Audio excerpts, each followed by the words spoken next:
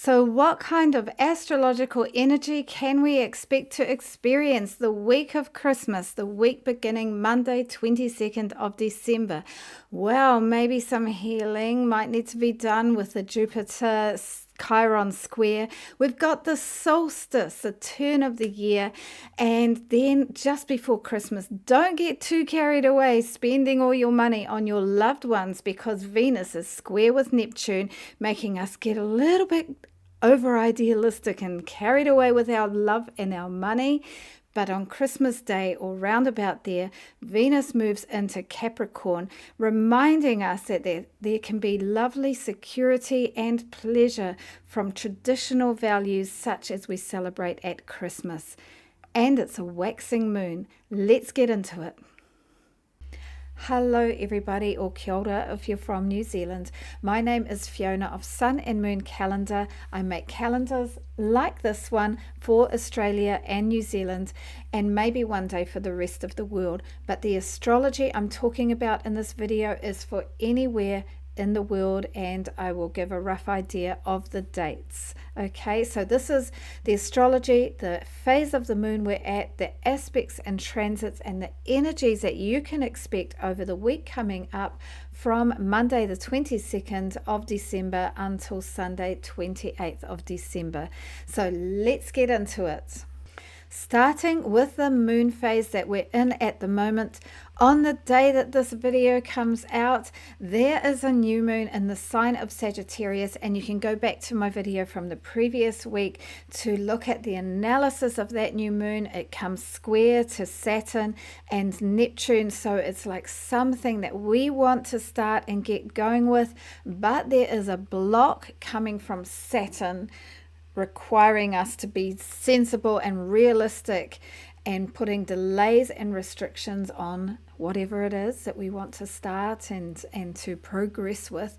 And Neptune perhaps revealing illusions and over idealism and making us be or situations be too vague and dreamy. Okay, so that is a bit of a summary of that new moon in the sign of Sagittarius. But overall, Sagittarius is an optimistic and confident and enthusiastic and quite a joyful sign. So enjoy that feeling. It's just before we have, I should say, after the new moon, it's always a good idea to pause for a few days before you start your projects, a couple of days, until you see that crescent moon in the sky.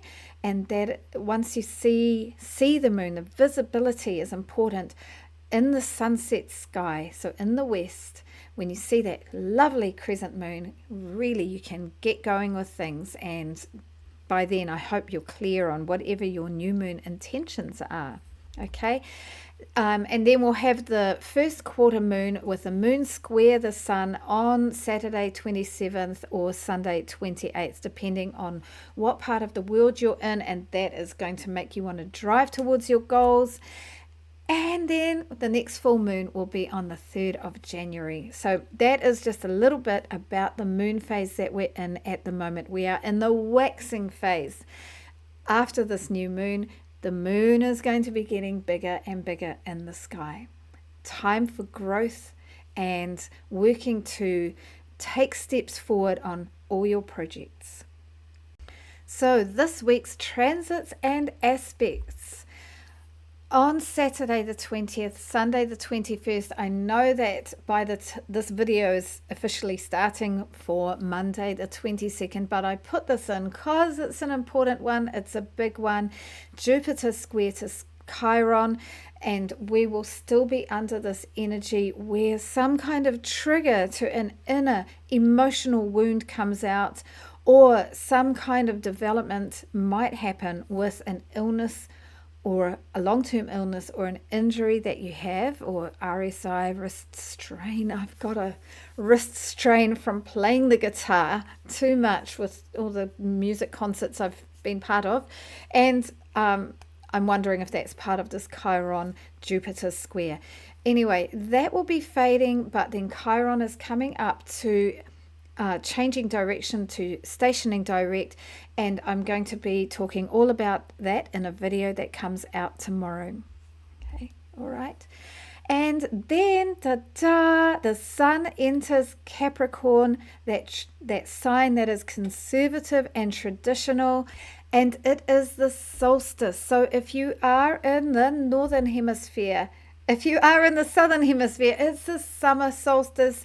It is the peak of our summer season, and then it's going to get much hotter after that, of course, but things are blooming. It is where we are maybe at the peak point of some projects that we started in the winter or the spring, and it's a time of abundance, optimism, everything bursting with life all around us. Whereas in the northern hemisphere, it is your winter solstice. You are in the depths. It's your quiet time, your dark time, and it's okay not to be going out all the time. It's okay not to be doing heaps of things. It's a good time to be a little bit more withdrawn and internal.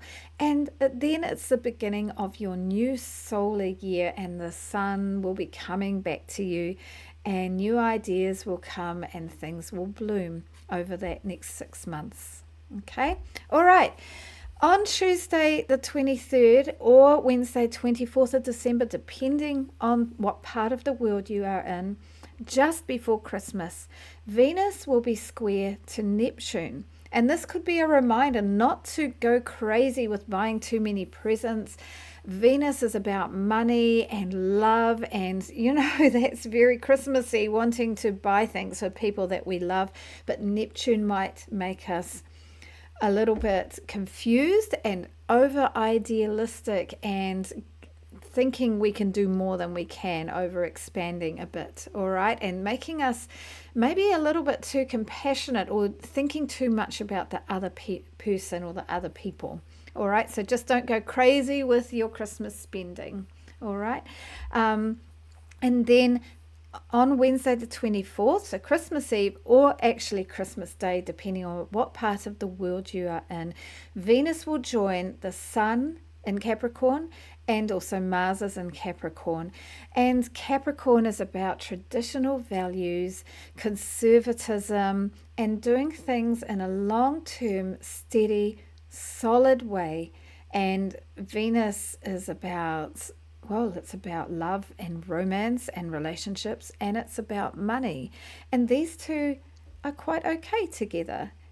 Venus loves the pleasures and loves the spending and loves to be all romantic and a little bit starry-eyed, and Capricorn's not like that. But Venus can translate her sweet, loving nature into that steady, long-term realism when it comes to Capricornian things and in love and money. So after that Venus square Neptune, which will still be under the influence of, but then the Capricorn energy will come along, helping us to be realistic about love and money. And this could be a nice, helping us to be a little bit more clear-eyed about Christmas. Okay. All right, and then Saturday, Sunday, we've got the first quarter moon, really time to be getting into some of those new moon goals that you had, that you've been developing and thinking about with the new moon last weekend and the summer solstice or the winter solstice. Okay, so that's it for this week's transits and aspects. Not as many as some weeks. Go well, everybody, with those. There we go, everyone, a roundup of that Christmas week and the ups and downs that we might experience.